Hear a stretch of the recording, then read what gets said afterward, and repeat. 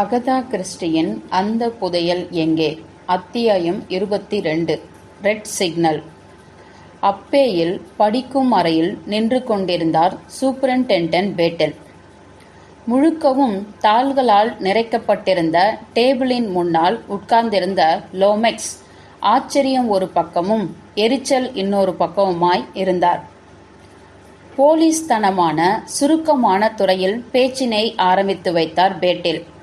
ஆரம்பித்த உடனேயே முழு உரையாடலும் சார்ஜின் மேலேயே விழுந்துவிட, வழக்கமாய் எதிராளியின் கேள்விகளுக்கு பட்டும் படாமல் ஓரிரு வார்த்தைகள் பதில் மட்டும் தரும் தன்னுடைய பாணியில் கிடந்தார் பேட்டில். டேபிளில் சார்ஜுக்கு முன்னால் ஆண்டனி அவரது ட்ரெஸ்ஸிங் டேபிளில் பார்த்த கடிதங்கள் அடங்கிய பாக்கெட் இருந்தது. அந்த பாக்கெட்டை எடுக்கும்போதே, இதுல எனக்கு ஒரு இழவும் விளங்கல என்றார் சார்ஜ் எரிச்சலாய். புரிஞ்சிக்க முடியாத சமிக்ஞை மொழியில் இருப்பதாகவே சொல்றீங்க. அப்படியே மிஸ்டர் லோமெக்ஸ். இது எங்கே பார்த்தேன்னு அவர் சொன்னாரு? அவரோட ட்ரெஸ்ஸிங் டேபிள் மேலையா? இக்கடிதங்களை மறுபடியும் தான் பெறுமாறு நேர்ந்த சம்பவத்தை ஆண்டனி எப்படி விளக்கியிருந்தாரோ வார்த்தைக்கு வார்த்தை அப்படியே சொல்லி முடித்தார் பேட்டில். உடனே தூக்கிட்டு அவர் உங்ககிட்ட வந்துட்டாரா? அதுதான் ரொம்ப சரி, ரொம்ப ரொம்ப சரி. ஆனா யார் அவரோட அறையில் கொண்டு போய் வச்சிருக்க முடியும்? பேட்டில் மறுப்பாய் தலையசைத்தார். இந்த மாதிரி சமாச்சாரங்களை தெரிஞ்சுப்பதுதானே உங்களோட தொழில் என குற்றம் சுமத்தினார் சார்ஜ். இந்த சம்பவம் கழுவுற மீன்ல நழுவுற மீனா எனக்கு படுது. எஸ், இது இருக்கட்டும். இந்த கேட் மனுஷனை பற்றி நமக்கு என்ன தெரியும்? ரொம்பவும் மர்மமானவரா அவர் தெரிகிறார். அவரை பற்றி எதுவுமே நமக்கு தெரியாது.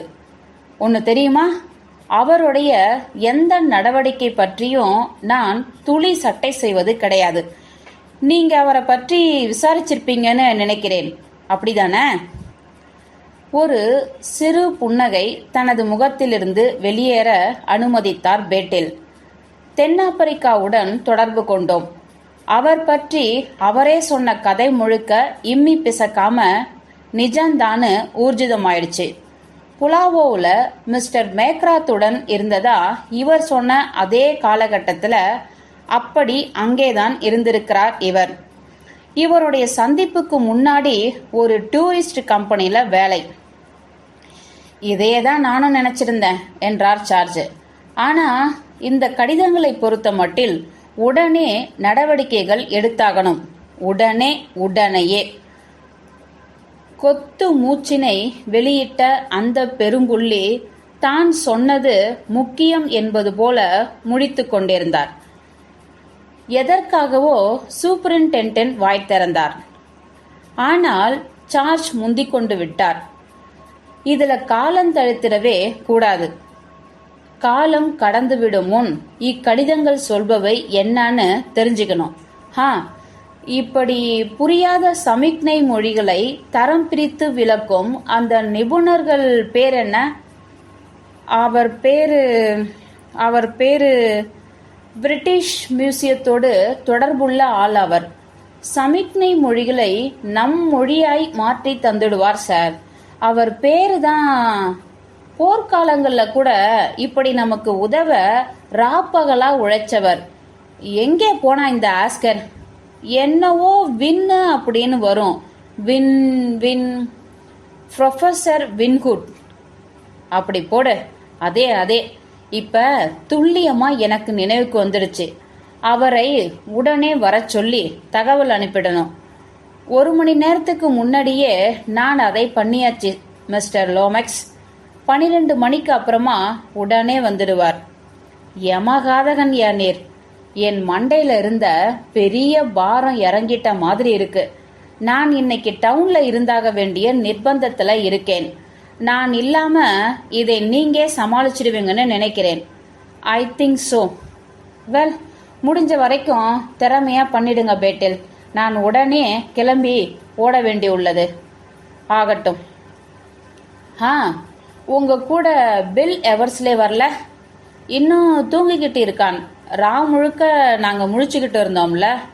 ஓ, ஆமா ஆமா, இப்பெல்லாம் பல ராத்திரிகள் நான் ரொம்ப நேரம் முழிச்சிருக்க வேண்டி இருப்பதால எனக்கு பெருசா வித்தியாசம் தெரிவதில்ல. 36 மணி நேரத்துல பண்ண வேண்டியவைகளை 24 மணி நேரத்துல முடிச்சிடணும் என்பதே என் தினந்தோறும் இலக்கா இருக்கு. மிஸ்டர் எவர்ஸ்லேயை பார்த்தா உடனேயே இங்க கொஞ்சம் வந்துட்டு போக சொல்ல முடியுமா மிஸ்டர் பேட்டில்? அவராண்ட சொல்லிடுறேன் சார். Thank you mister battle. நீங்க அவனை உங்களுடைய நம்பிக்கை வட்டத்துக்குள்ள வச்சுக்கிட்டு தான் ஆகணும்னு என்னால விளங்கிக்க முடியுது.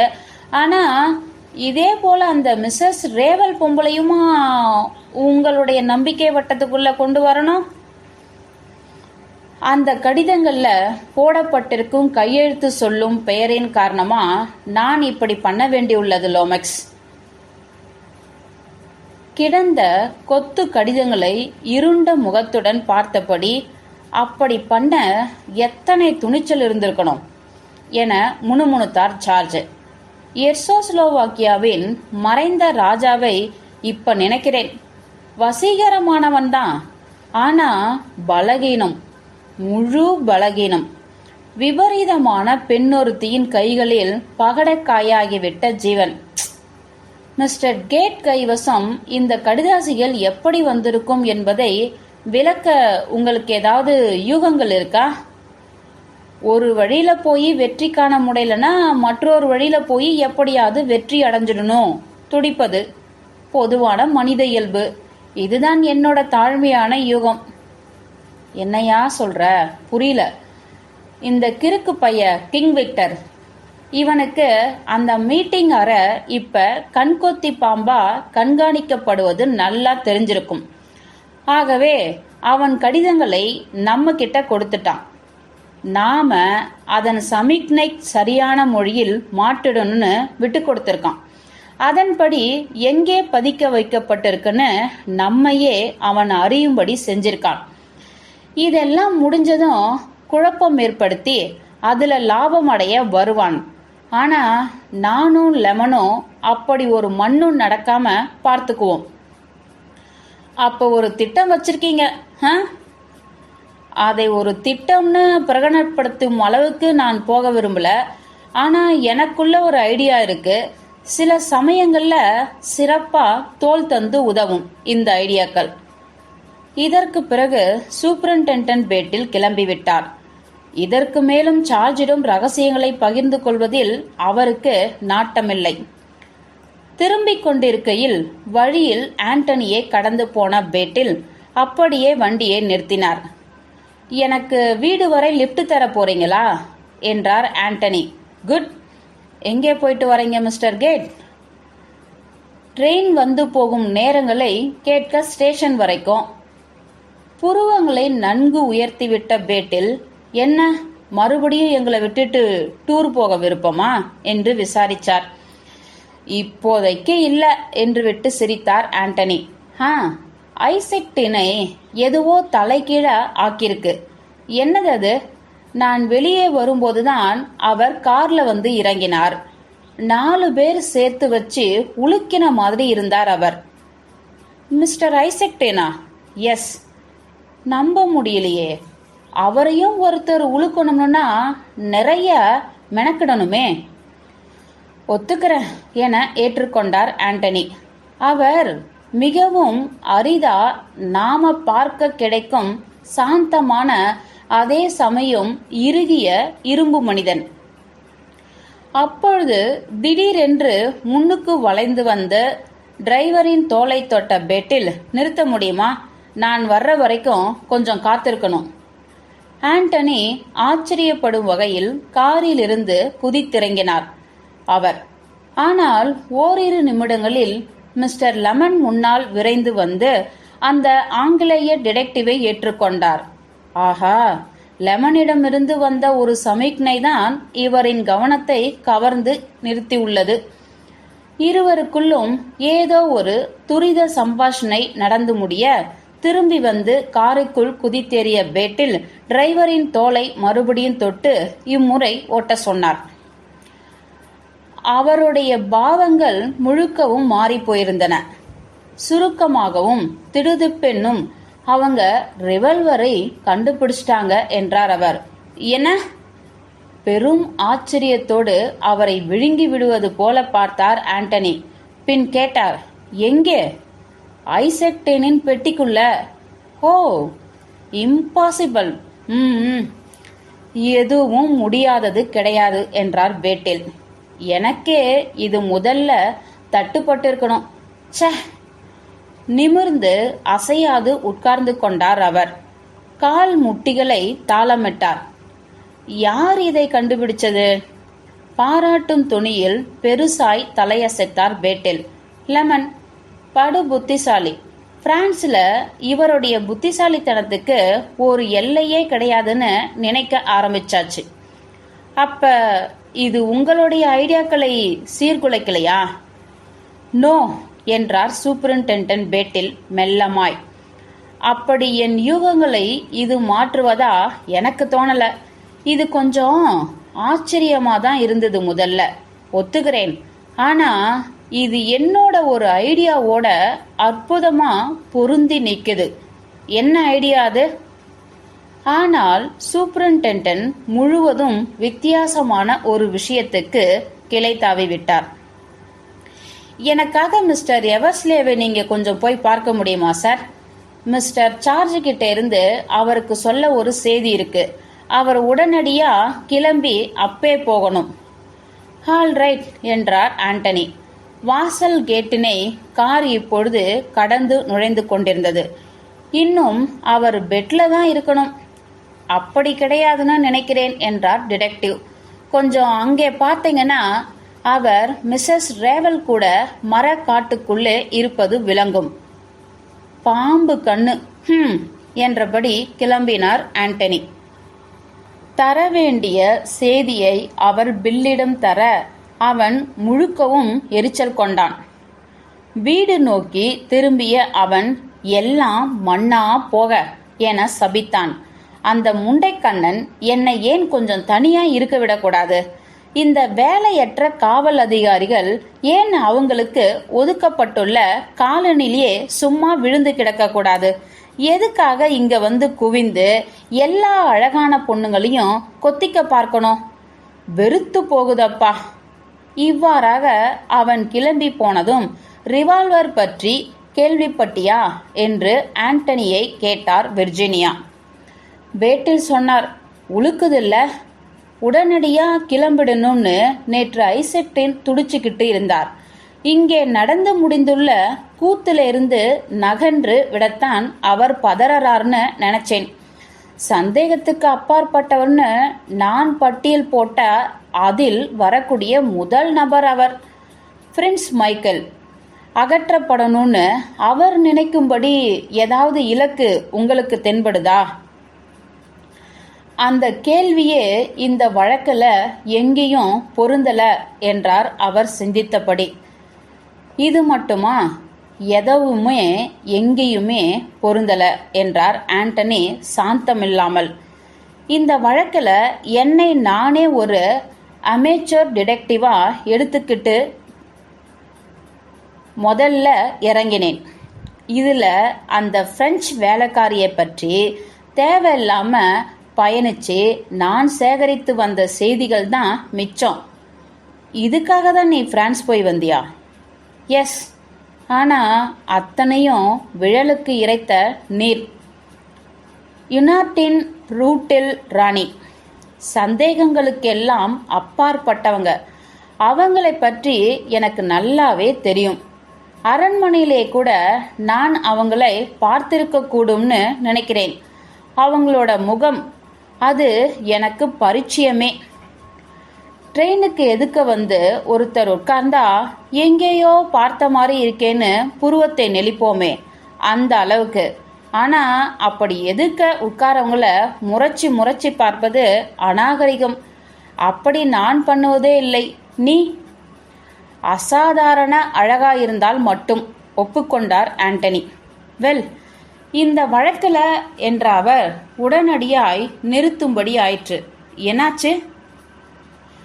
ஆண்டனி மரக்காட்டுக்குள்ளிருந்து தற்சமயம் வெளியே வந்து அங்கிருந்த சமவெளியில் கஞ்சி போட்டார் போன்று விரைப்பாய் நின்று கொண்டிருந்த ஒரு உருவத்தை கவனித்துக் கொண்டிருந்தார். அது எஸ்ஸோஸ்லோவாக்கியனான போரிஸ். எஸ்கியூஸ் மீ என்றார் விர்ஜினியாவிடம். என் நாய் கூட நான் ஒரு நிமிஷம் பேச வேண்டியிருக்கு. குறுக்காய் நடந்த போரிஸ் நின்று கொண்டிருந்த இடத்துக்கு ஆண்டனி போனார். என்ன சமாச்சாரம்? உனக்கென்ன வேணும் மாஸ்டர் என்றான் அவன் பவ்யமாய் முதுகு வளைத்து. அதெல்லாம் இருக்கட்டும், ஆனா நீ இது போல என் பின்னாடியே தொடர்ந்துகிட்டு அலையக்கூடாது. பார்க்க கன்றாவியா இருக்கு. இதற்கெல்லாம் எவ்வித மறுபதிலும் சொல்லாத போரிஸ் ஒரு கடிதத்திலிருந்து கிழித்தெடுத்ததை போலிருந்த ஒரு துண்டு காகிதத்தை ஆண்டனியிடம் தந்தான். இது என்னது? அத்துண்டு காகிதத்தில் ஒரு முகவரி கிறுக்கப்பட்டிருந்தது, வேறொன்றும் கிடையாது. அவன் கீழே தவறவிட்டான் என விரைப்பாய் சொன்னான். நான் மாஸ்டர் கிட்ட எடுத்துக்கிட்டு வந்திருக்கேன். யார் தவற விட்டது? மெஷின் மாதிரி பேசாம விளக்கு. அந்த அயல்நாட்டுக்காரன் இதை எதுக்கு என்கிட்ட தூக்கிட்டு வந்திருக்க?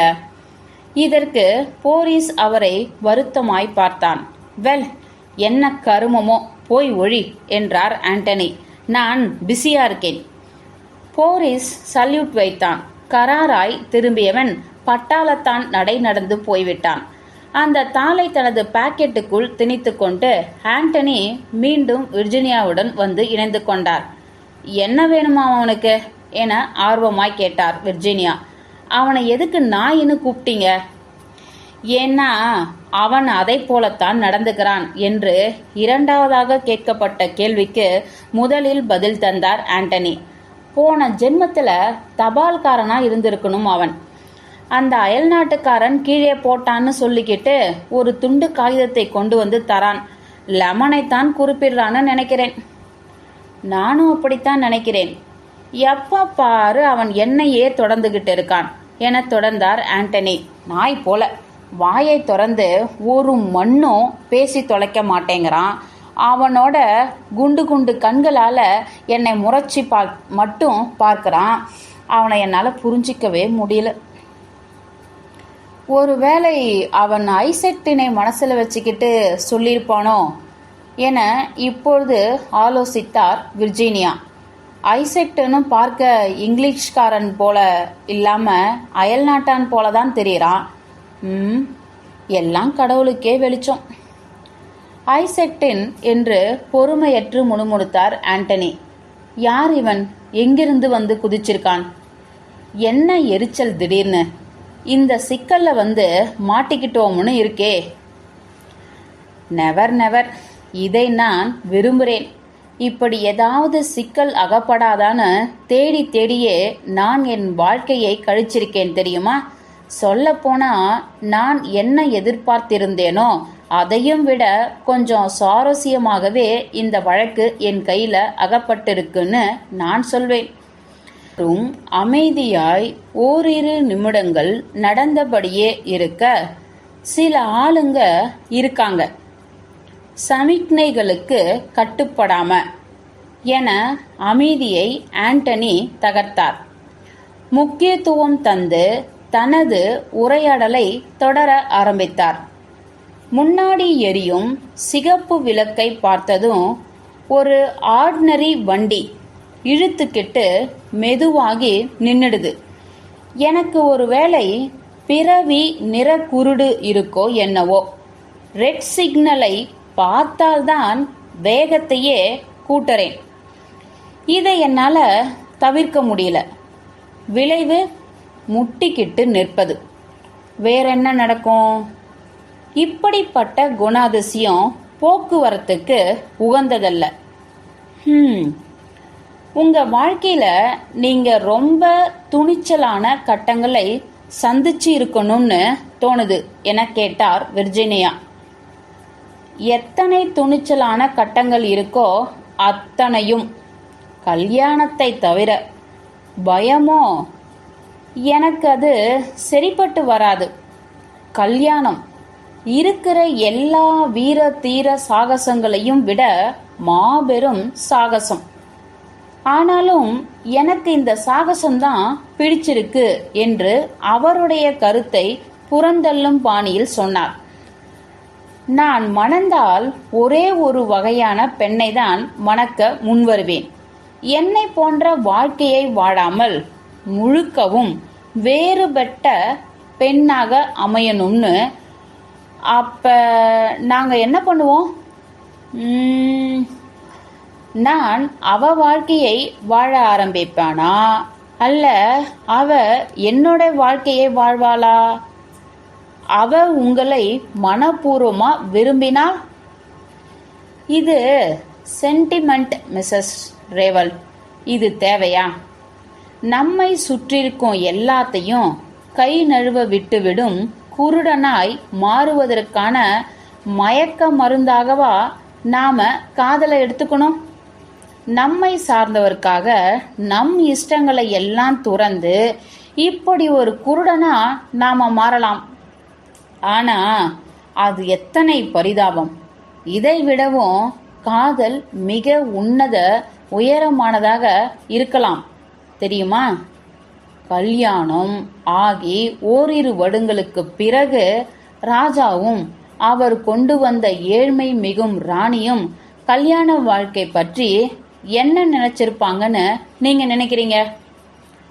அவ வாழ்ந்த சந்தடி மிக்க வாழ்க்கை போயிடுச்சேன்னு, அவ உடுத்திருந்த கந்தை துணி கோலங்கள் போயிடுச்சேன்னு, வெறும் கால்ல மைல் மைலா நடந்த சுகம் போயிடுச்சேன்னு, எவ்வித பொறுப்பும் இல்லாத வாழ்ந்த நாடோடி இன்பம் போயிடுச்சேன்னு அவ கலங்கிருக்க மாட்டானா நினைக்கிறீங்க?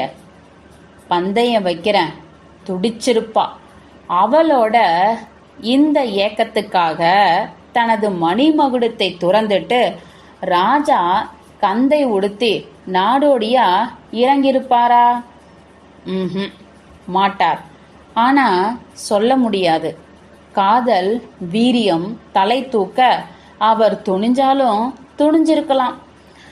அதை இந்த ஏழை ராணி வரவேற்பாளா? நெவர். தனக்காக தன்னுடைய ராஜாங்க கணவர் ஏழையாவதை எந்த பெண்ணும் விரும்ப மாட்டா. குழப்பம். இதுவே கல்யாணம். மிருதுவாய் சிரித்தார் விர்ஜீனியா. மிருதுவாகவே கேட்டார், நீங்க எப்பவாவது ஒரு ஏழை மீது காதல்ல விழுந்ததுண்டா மிஸ்டர் கேட்? என் விஷயத்துல நீங்க கேட்பதற்கு நேர்மாறா நடந்தது. ஆனா சாராம்சம் என்னவோ நான் மேலே சொன்னது போலதான். அப்ப இதிலிருந்து தப்பிப்பே கிடையாதா கேட்டார் விர்ஜீனியா. எதிலும் ஒரு தப்பிப்பு இருந்தே தீரும் என்றார் ஆண்டனி பனிமூட்டமாய். என்கிட்ட ஒரு தியரி இருக்கு. ஒருத்தனுக்கு என்ன வேணுமோ அதை அப்படியே பெற்றுக்கொள்ளும் தியரி அது. ஆனா அதற்குண்டான விலையை கொடுத்து அந்த விலை 10 கேஸ்ல 9 கேசுகள் தர வேண்டிய அந்த விலை என்னன்னு தெரியணுமா? அது காம்ப்ரமைஸ், அதாவது விட்டு கொடுத்தல். ஒரு கொடுமையான விஷயம் விட்டு கொடுத்தல். அது நம்மை நாமே திருட கொடுப்பது போன்றது. எஸ். விர்ஜீனியா சிறிது சிரித்துவிட்டார். என் வாசல் வரை ஒரு தொழில் ட்ரேட் வந்து கதவை தட்டியது தெரியுமா கேட்டார் ஆண்டனி. நீங்க அத மறந்துட்டீங்க? எஸ். ஏன்? அப்படிப்பட்டது என் கொள்கை. ஓ. இதற்கு சட்டென்று அவர் பக்கமாய் திரும்பிய ஆண்டனி, நீங்க ஒரு அசாதாரணமான பொம்பளைங்க என்றார். ஏன் அப்படி? கேள்விகள் கேட்பதிலிருந்து உங்களால விலக்கிட முடியாது. அது என் ட்ரேட் அப்படின்னு நான் கேட்காததை சொல்றீங்களா? ஜஸ்ட் அதே. மீண்டும் இருவரும் அமைதியில நடந்து கொண்டிருந்தார்கள். வாசனையை காற்றில் தூவியிருந்த இனிமையான ரோஜா தோட்டத்தை கடந்து கொண்டு வீட்டை நெருங்கிக் கொண்டிருந்தார். இப்பொழுதும் ஓர் ஆடவன் உங்களை காதலிக்கிறானா, அதை நுணுக்கமா அறிந்து கொள்ளக்கூடிய ஆள்தான் நீங்க என்று குறிப்பு தந்தபடி அமைதியை உடைத்தது ஆண்டனிதான். அவனோட ஊர் சுத்தணும், பிக்னிக் போகணும், இப்படியெல்லாம் நீங்க அசிங்கமா நினைப்பீங்கன்னு நான் சொல்ல வரல.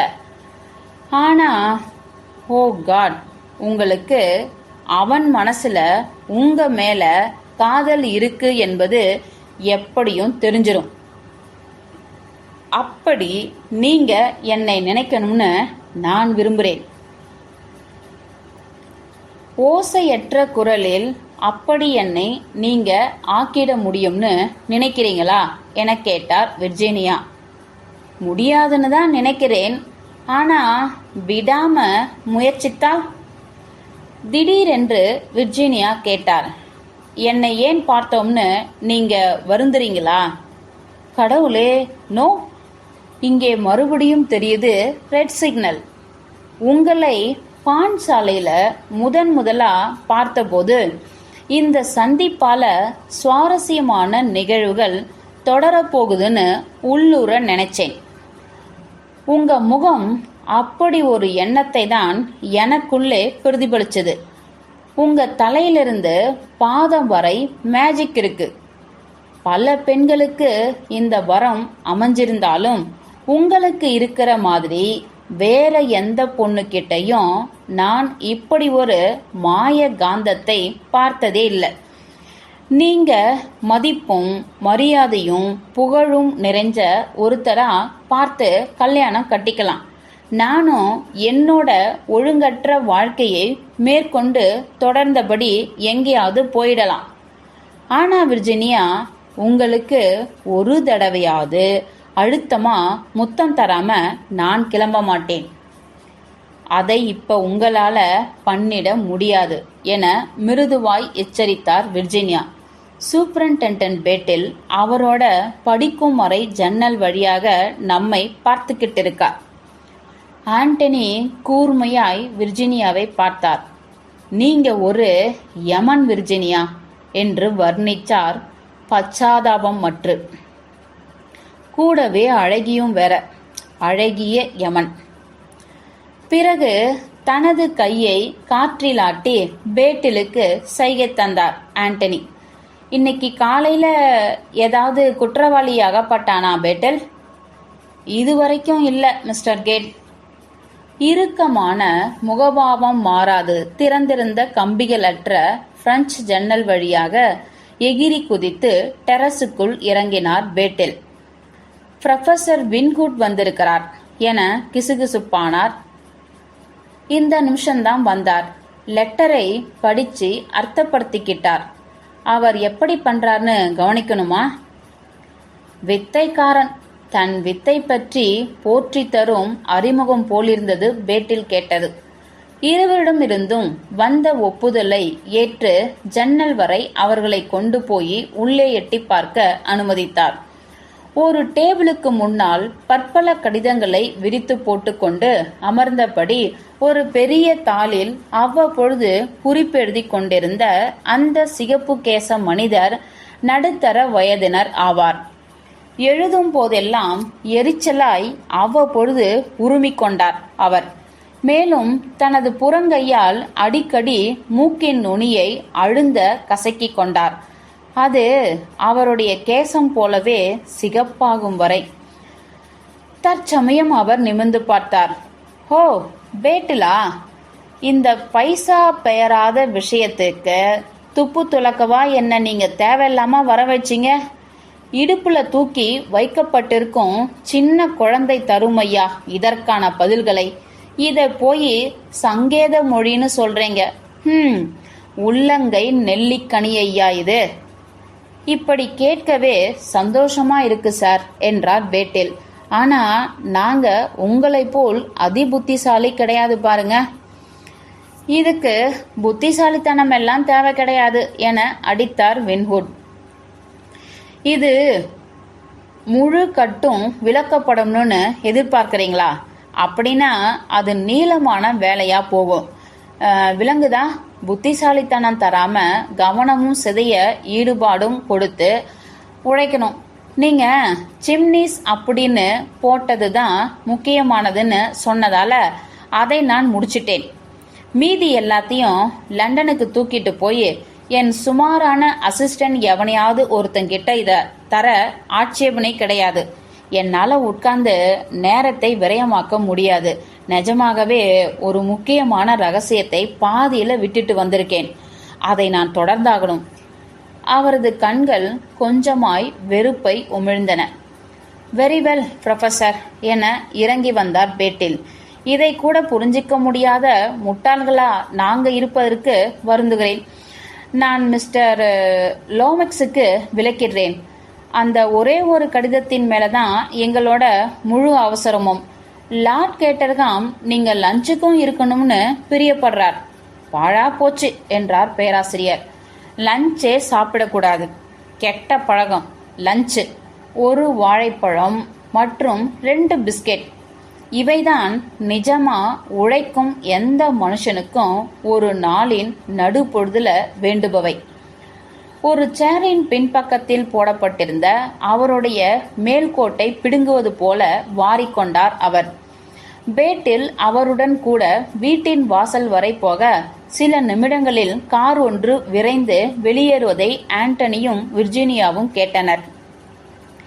கையில் புரொஃபசர் தந்திருந்த ஓர் அரைத்தாளை சுமந்தபடி திரும்பியிருந்தார் பேட்டில்.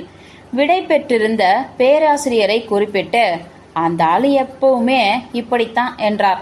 அவசரம்தான் எப்பயுமே, ஆனாலும் படு சாதுரியம், புத்திசாலி. ராணி அம்மா இதுல என்ன எழுதிருக்காங்கன்னு பார்ப்போம், வர்றீங்களா? விர்ஜீனியா அத்தாளுக்காக கையை நீட்ட ஆண்டனி அவருடைய தோளின் வழியே பார்த்தார். அது ஒரு நீளமான சாட்சியம். அன்பும் அழுகையும் கலந்து வின்ஹுட்டின் புலமையான அனுபவம் அக்கடிதத்தினை அலுவலக நடையில் மாற்றி தந்திருந்தது. அத்தனை வேலையும் திருப்திகரமாக முடிக்கப்பட்டன. ஆனால் தேவையில்லாமல் மூக்கை நுழைத்தான். கல் ஒளித்து வைத்திருந்த இடத்திலிருந்து அகற்றப்பட்டுவிட்டது. அவர் அறையில் இல்லை. நான் தேடிவிட்டேன். பின்வரும் குறிப்பு தான் கிடைத்தது. இக்குறிப்பு அக்கல் பதுக்கப்பட்டிருக்கும் இடத்தை சுட்டுவதாக நினைக்கிறேன். ரிச்மண்ட் 7 நேராய், 8 இடது, 3 வலது. எஸ் என்றார் ஆண்டனி. ஸ்டைல் பிச் தான். தந்திரம் மிகுந்த கிழ நாய். அவன்தான் கல் பதுக்கியிருந்த இடத்தை மாற்றிருக்கான். ரிச்மண்ட் என்றார் விர்ஜீனியா சிந்தனையாய். ஒருவேளை ரிச்மண்ட்ல இந்த கல் பதுக்கப்பட்டிருக்குமா? ரிச்மண்ட் நாட்டுப்பற்றுள்ள பெரும் புள்ளிகள் சேரும் பிரபலமான ஓரிடம். பேட்டில் மறுத்து தலையசைத்தார். அது இந்த வீட்டில் இருக்கும் எதையோ தான் சுட்டி காட்டுதுன்னு நான் இன்னமும் நினைக்கிறேன். எனக்கும் தெரியும் என திடீரென கதறினார் விர்ஜீனியா. இரு ஆடவர்களும் அவரை திரும்பி பார்த்தார்கள். மீட்டிங் அறையில் இருக்கும் அந்த பெரிய படம், அதுக்கு கீழே தான் ராத்திரி வந்தவனுங்க தட்டிக்கிட்டு இருந்தானுங்க. அது ரிச்மண்ட் பிரதேச ஆங்கில பிரபுவின் படம். கொன்னுட்டீங்க என்று தனது தொடையை தட்டிக்கொண்டு குறிப்பிட்டார் பேட்டில். எப்போதும் இல்லாது தனது உற்சாகம் வெளியே தெரியுமாறு பேச ஆரம்பித்தார் பேட்டில். இதுதான் ஆரம்ப புள்ளி. படம். அந்த படத்தை பற்றி நமக்கு என்ன தெரியுமோ?